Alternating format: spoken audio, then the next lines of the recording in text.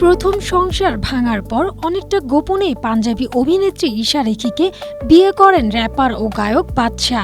মাত্র 4 মাস আগে দ্বিতীয়বারের মতো সংসার জীবনে পা রাখেন তিনি। কিন্তু বছর না ঘুরতেই বাদশার নতুন স্ত্রীর রহস্যজনক পোস্টে তোলপাড় নেট দুনিয়া। আবার কি গায়কের সংসারে বেজে উঠেছে বিচ্ছেদের সুর? এমন প্রশ্ন ঘুরপাক খাচ্ছে তার ভক্তদের মনে। সম্প্রতি ইনস্টাগ্রামে বিয়ের কিছু ছবি ও ভিডিও শেয়ার করেছেন ঈশা। সেই পোস্টের রহস্যময় ক্যাপশনই এখন ভক্তদের মধ্যে উস্কে দিচ্ছে বিচ্ছেদের জল্পনা। স্ট্রবেরি সুপার ডটেড ও ক্লাসিক ভ্যারিয়েন্টে সেন্সেশন জাগুক শিহরণ।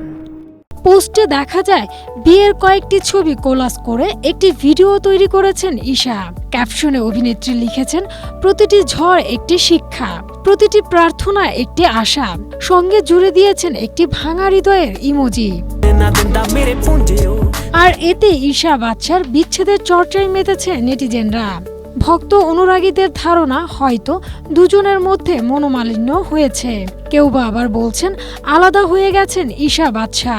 যদিও এই দাবিগুলো নিয়ে আনুষ্ঠানিক কোনো বিবৃতি দেননি অভিনেত্রী, তবে ইন্ডাস্ট্রির বন্ধুরা ঈশার মনোবল শক্ত রাখতে অনুরোধ জানিয়েছেন। চলতি বছরের মার্চে প্রথম প্রকাশ্যে আসে ঈশা বাদশার বিয়ের খবর।